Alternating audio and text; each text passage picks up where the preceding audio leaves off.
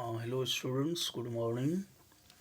Today we will see in this video a topic of class 9, lines and angles, and under this topic one important heading is different pairs of angles when a transversal intersects two parallel lines.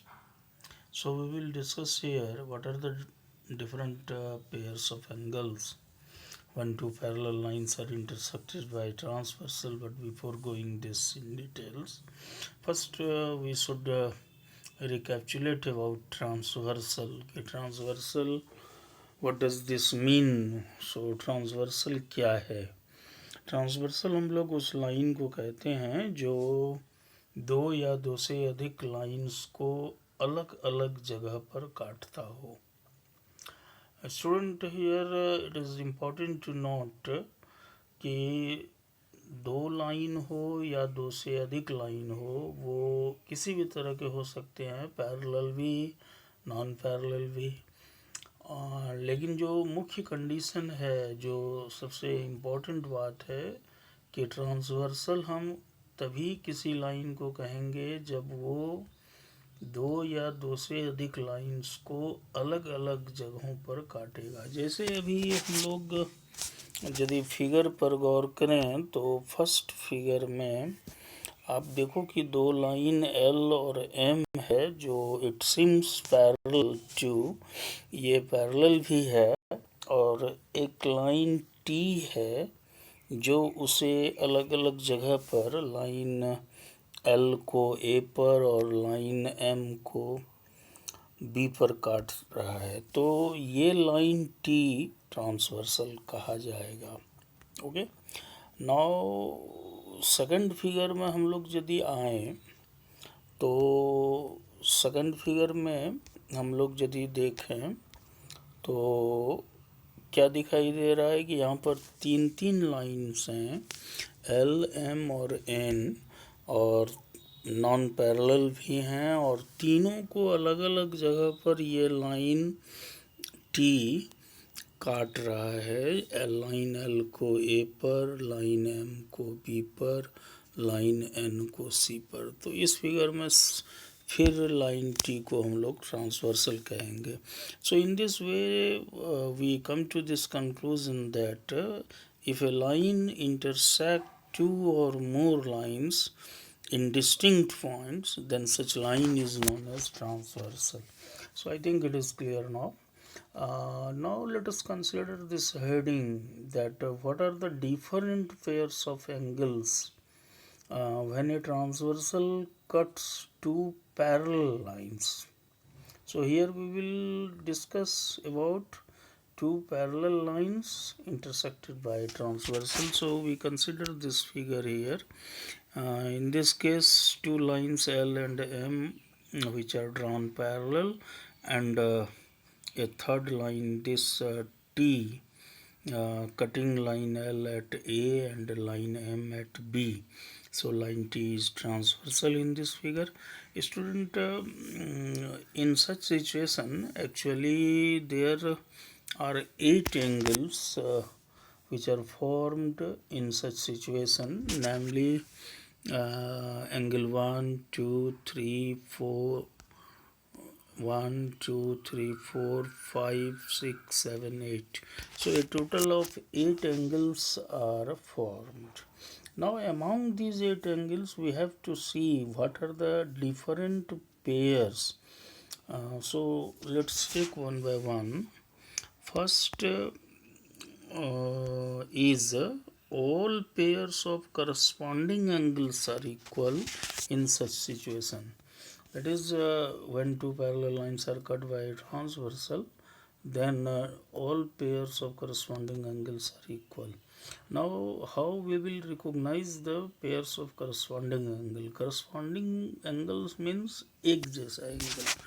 तो आप गौर करें कि जैसे एक जैसे angle का जोड़ा कौन कौन होगा, तो आप देखिए ये एंगल 1 जो लाइन पैरेलल लाइन के ऊपर है और उसके ठीक जैसा ही एंगल, उसके ही जैसा एंगल 5 है जो लाइन एम के ऊपर है, तो ये दोनों एंगल एक जैसे हैं, यानी ये दोनों करस्पॉन्डिंग एंगल्स हैं। तो इसी तरह अदर पेयर जो हैं, जैसे इस साइड में आप लेफ्ट में देखें एंगल 3 और 6, सॉरी एंगल 2 और एंगल 6 है। फिर आप नीचे नीचे देखें एंगल 4 और एंगल 8 है, एंगल 3 और एंगल 7 है। So these 4 pairs are called corresponding angles, pair of corresponding angles, and these angles are equal. That is, angle 1 equal to angle 5, angle 2 equal to angle 6, angle 4 equal to angle 8, and angle 3 equal to angle 7. So this is one rule related to two parallel lines cut by a transversal. Second is, if we take alternate interior angles or alternate exterior angles, then these pairs are also equal. Now in general we say that pair of alternate angles are equal. So alternate means एक छोड़कर. So इसका मतलब इस बार जो हम लोग pair लेंगे उसमें एक एंगल लेंगे तो फिर एक को छोड़कर दूसरा लेंगे। जैसे आप एंगल 3 यदि लेते हैं तो किसी भी रास्ते से आप अंदर में चलें, चाहे क्लॉकवाइज या एंटी क्लॉकवाइज, एक छोड़कर यदि लेंगे तो आपको एंगल 5 लेना होगा। तो एंगल 3 और एंगल 5 चाहे इस रास्ते से चलें एक छोड़कर, चाहे इस रास्ते से, तो आपको एंगल 3 का पेयर अंदर में इंटीरियर में 5 ही होता है। उसी तरह एंगल 4 यदि लेते हैं हम लोग तो फिर एक छोड़कर लेंगे तो एंगल 6 लेना होगा। तो इस तरह से एंगल 3 और 5 इक्वल होगा और 4 और 6 इक्वल होगा। ये दोनों पेयर जो होगा ये कहलाएंगे अल्टरनेट इंटीरियर एंगल का पेयर। ठीक है। इसी तरह यदि हम लोग बाहर वाले एंगल्स में देखें, मतलब पैरेलल लाइन के बाहर में, यानी 1, 2, 7 और 8 में एक छोड़कर एक लें तो 1 इक्वल टू 7 हो जाएगा, 2 इक्वल टू 8 हो जाएगा। तो ये पेयर भी कहलाएगा अल्टरनेट एक्सटीरियर एंगल का पेयर। हालांकि सवाल बनाने में ज़्यादा हम लोगों को अल्टरनेट इंटीरियर एंगल पेयर का ही ज़रूरत होता है, लेकिन जानकारी के लिए ये हुआ। तो दूसरा रूल हो गया कि all pairs of alternate angles are equal, either alternate interior angle और अल्टरनेट एक्सटीरियर एंगल। तीसरा रूल है इस तरह के स्थिति में, इस तरह की स्थिति का मतलब है जब दो पैरेलल लाइन को एक ट्रांसवर्सल काटता है, तब तीसरा नियम जो होता है वो होता है कि sum of two consecutive angles is supplementary.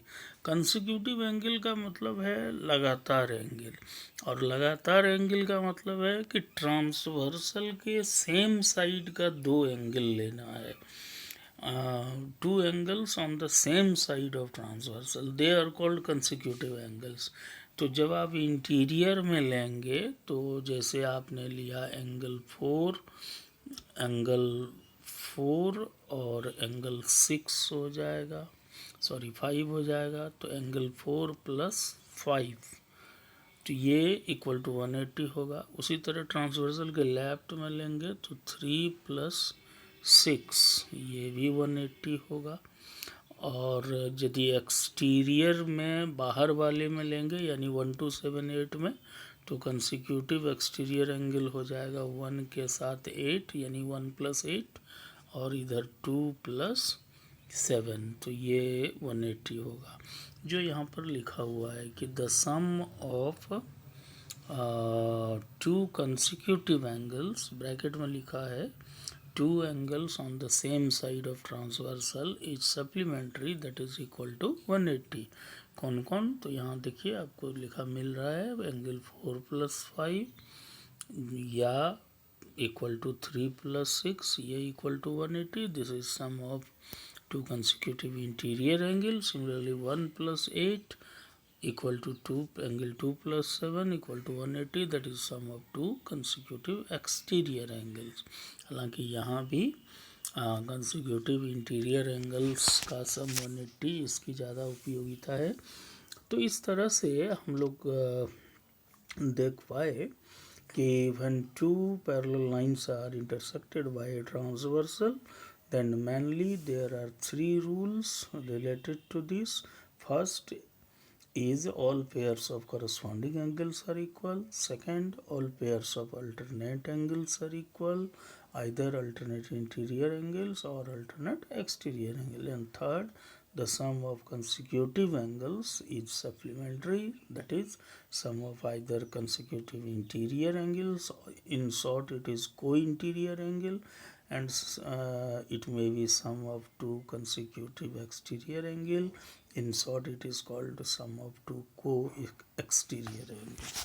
So okay students, so hope that it is very clear now, and you will utilize this wherever it is needed for solving the rider problem.